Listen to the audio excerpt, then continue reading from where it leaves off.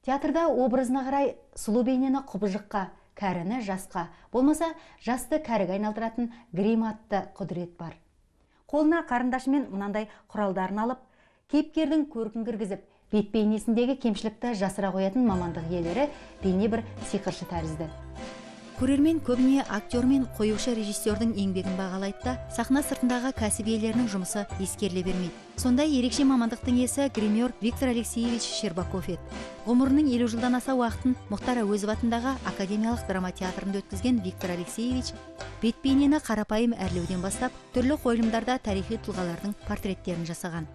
Әркімге грим салар алдында, мұрт немесе сақал жапсырар алдында портретный сходстволарды изучать етіп, сөйтіп жасайтында, кімге қандай жарасады, қаншалықта сол рөлге бейімдеуге, жақындау, образға көмектесетіндей қылдырып, ол кісінің де еңбегі зор болатын. Щербаков өнер әлеміне 13 жасында қадам басыпты.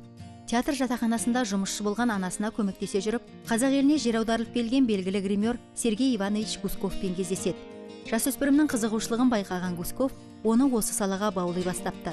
Арада 4 жыл өткенде 17-дегі бозбала қазақ драма театрына гример болып қабылданады. Арнайы жоғары білімі болмаса да Щербаков өз ісіне ерекше сүйіспеншілікпен қарады.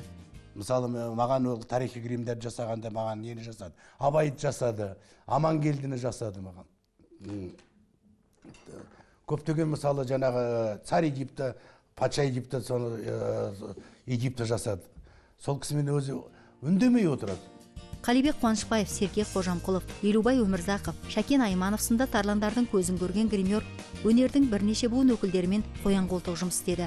Абылайхан, Абай, Бұқар Жырау, тағы басқа көптеген тұлғалардың бет бейнесін көрерменнің көз алдына әкелген шебер қазақ халқының тарихында ешкімнен кем білмейтін дейді әріптестері. Алдыменен грим жасау үшін, ана пьесаны білетін жатқа. Жатқа білетін, мен таңғалатым.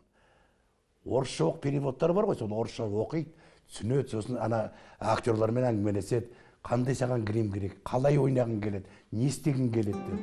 Гример күнделікті қойылымға қажетті парик, сақал, мұрт секілді дүниелерді өзі жасаған. 25 жылдан аса Темірбек Жүргенов атындағы ұлттық өнер академиясында сабақ беріп, ізбасарлар тәрбиеледі. Нағыз гример театр тарихын ғана емес, анатомия, психология саласында жақсы білуі тиіс. Мен мамандығымды қадір тұтам. Жұмыс істеп жүріп, грим бөлмесінде көз жұмуды армандаймын деген шебер 2011 жылы 75 жасында дүниеден озды.